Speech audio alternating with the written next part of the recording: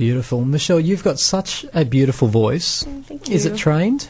I did a year of vocal lessons when I was in high school. It was really beneficial and taught me all the breathing techniques and that sort of thing. But clearly singing must be something you've done from a very young age, yeah. and enjoyed it. Yeah, I since primary school and doing like really low budget, like cheap musicals and stuff. Yeah. That's where everyone has to start, though, isn't it? And my audience would be detecting an accent. What's your background there? Yeah, I'm originally from the United States. Right. From Texas. Oh, okay. But I've Texas. actually been in Australia for about 14 years. Oh, really? Yeah. So are you Australian or American? I'm both. Dual citizen. Very good. Yeah. And Howard, how about you? What's your background? I'm actually Chinese. I was born in Hong Kong and I moved over to Australia when I was 3. Oh, okay. So I've been here for 18 years. So why Port Macquarie? Because I mentioned in the intro that you come up here once a year or so to do what you do. And how come? Why Port Macquarie? It's actually a broader... It's called Country Missions. Oh, okay. So we do 3 years in sort of a smaller town than Sydney, I suppose. Yep. So they've done Griffith and Lismore, I think. Yeah, but we just do 3 years in one spot. Very good. And Howard, how long have you been playing the guitar for? About 4 or 5 years, but it's only been about late last year that I started doing more with the guitar and actually performing. I'm actually a drummer. Oh, is that right? Yeah, I've been drumming for about 14 years. It sounds like you've been playing guitar for 14 years. No, but Dad's been playing guitar for yonks, so I just picked a lot of stuff off him. Yeah, I find with people who have that musical inclination that they're just born with that sort of talent. Once you pick up an instrument, you can pretty much take to it. Whereas when I tried to learn the guitar once, many years ago, it was a bit of a disaster, and I wouldn't be able to know where to start, to be honest. Yeah. Have either of you been through a difficult time in your life where your religion, your belief has made a difference and managed to help you through a difficult time? Absolutely. Yeah, definitely. Yeah. There have been times that you just feel so out of it, but then we talk to him, and then he does things you won't even think about it.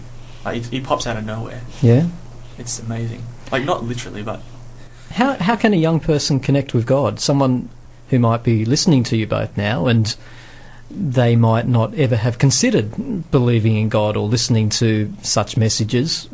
How can somebody reach out and connect? I think a lot of people assume that it's sort of a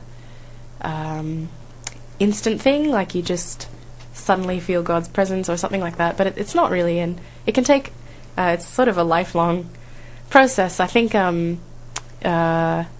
having other Christian friends that you can talk to about, or maybe going to church and just having that sort of Christian environment. But when you're a young person, particularly a teenager, you can face some of the worst times that you're ever going to experience in your entire life at an age where you're still not worldly, you've still got a lot to learn. So does God... Is he a bit of an answer there, or maybe a buffer or something to make you that period more comfortable or easier to get through? Not necessarily. I mean, being a Christian doesn't mean that life is easier or anything like that, but it's just, it makes everything less important because God is the most important. So you still go through the struggles or, whatever it is, even if it's something as simple as exams or if it's something as horrible as like a loved one dying or something like that. It doesn't make it any less painful necessarily, but you know that God is always there and that he is the one that's in control of everything, and it's just very comforting. So it's a matter of putting things in perspective by the sounds of it. Yeah. That was a really deep and difficult question, so well done. We've got some more music. What's this track we're going to be playing? This one's by the Beatles. Yeah, that's called I'm Looking Through You. I'm Looking Through You, I know it well.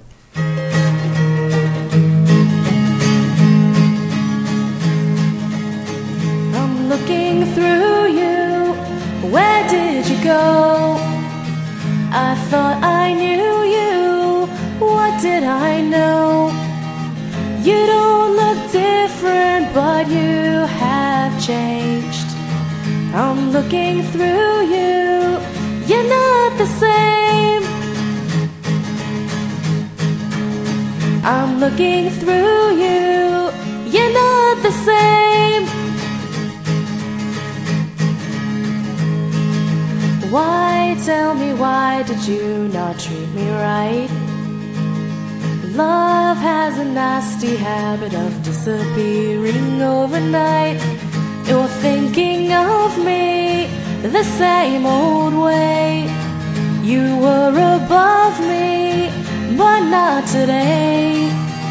The only difference is you're down there. I'm looking through you, and you're nowhere.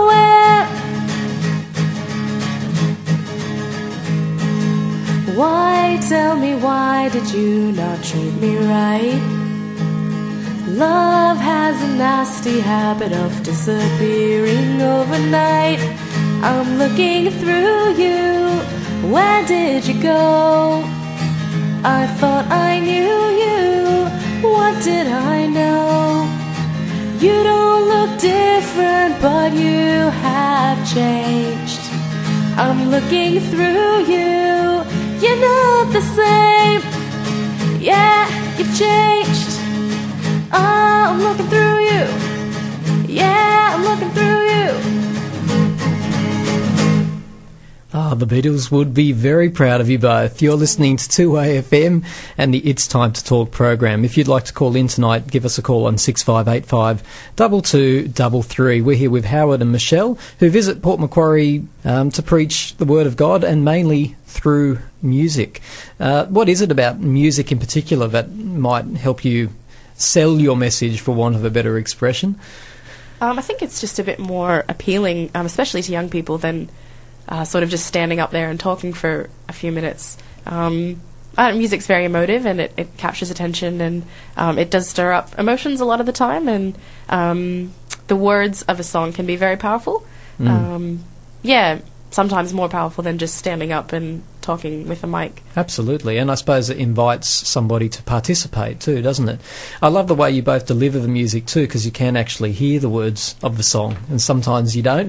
When you're listening to the radio, you're more interested in the beat or the tune, but you're certainly encouraging people to listen to the words. What's our final song that you're going to leave us with? It's another Beatles song. It's called Help. Oh, very good. I think that this is by request, isn't it?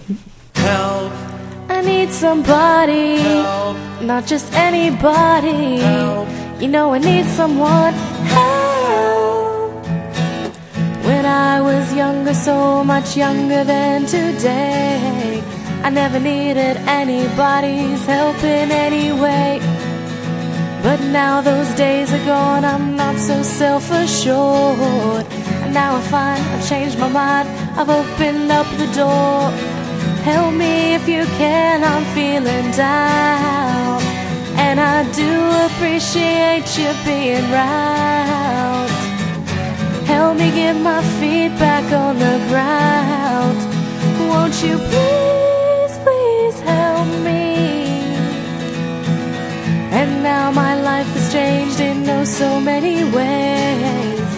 My independence seems to vanish in the haze. But every now and then I feel so insecure.